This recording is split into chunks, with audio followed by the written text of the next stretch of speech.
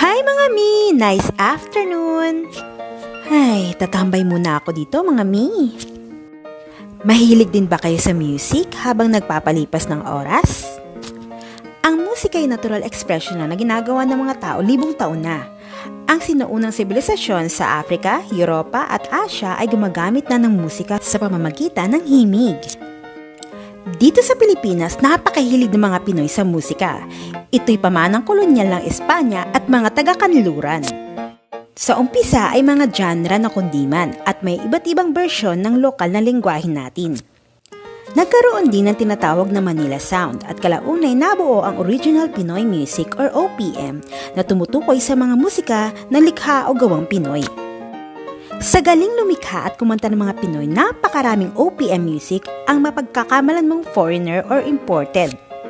Mula pa noong dekada 50, pero may ilan talaga na tumatak dahil sa kung hindi mo pa aalamin or hindi mo pa naabutan, aakalain mo talagang banyaga ang kumakanta nito. Ilan sa mga ito ay ang mga sumusunod at paborito ko. Same Ground na sinulat at kinanta ni Ana Katrina Nadal or Kichi Nadal na nirelease noong 2004. Sa timbre ng boses, aakalain mo si Hayley Williams ng Paramore or si Avril Lavigne.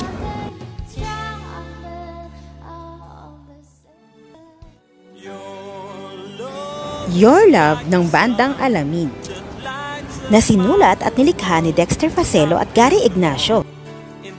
Sa boses ng lead vocalist na si Gary Ignacio, tinanghal ng NU Rock 107 bilang Song of the Year ang kantang ito taong 1994. Hindi mo aakalain na nilikha ang kantang ito bilang fellowship song.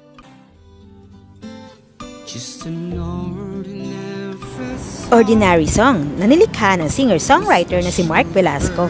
Hindi mo aakalain na Pinoy ang boses sa likod ng kantang ito. Ang kantang ito ay tumutukoy sa simpleng pagmamahal na hindi na kailangan ng material na bagay. Heaven Knows ng Orange and Lemons. Ang kantang ito ay nai-release noong 2005. Nanilikha at inawit ni Macoy Fondales at Clem Castro. Ito'y kwento ng kalungkutan at panghihinayang tungkol sa relasyon na nauwi sa hiwalayan.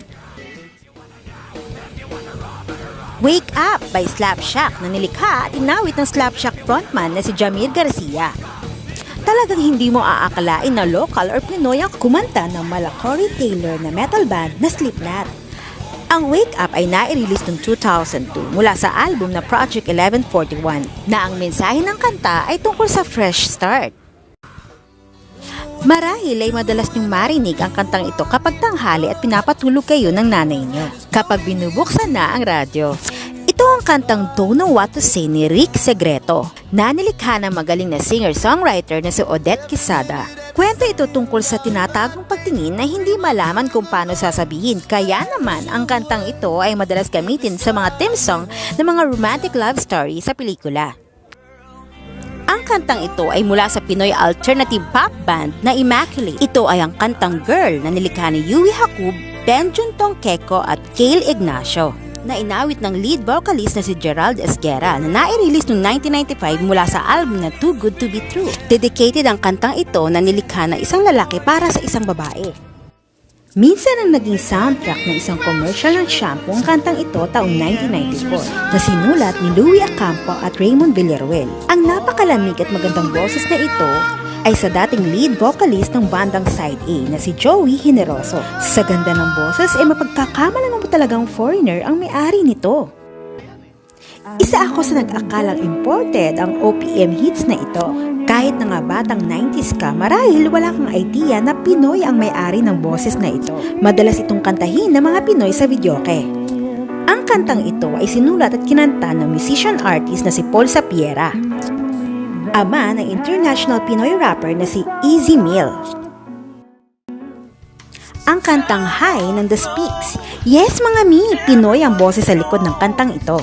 Nai-release noong 2005 na sinulat ni Jeremiah Delino at Rafael Toledo, ang may-ari ng boses ng kantang ito. Ang mismong lead vocalist ng The Speaks. Mala Alex Band ng bandang The Callings ang vocals ng timbre ng boses niya, kaya maraming nagulat na Pinoy ang kumanta. Hindi lang yun, ito ay nag-number 1 na single for 7 weeks sa Pilipinas taong 2005. Ilan lamang yan sa mga Pinoy singer at OPM hits na talaga namang napagkakamala nating imported. Yun lamang muna guys. Thank you for watching. Adios!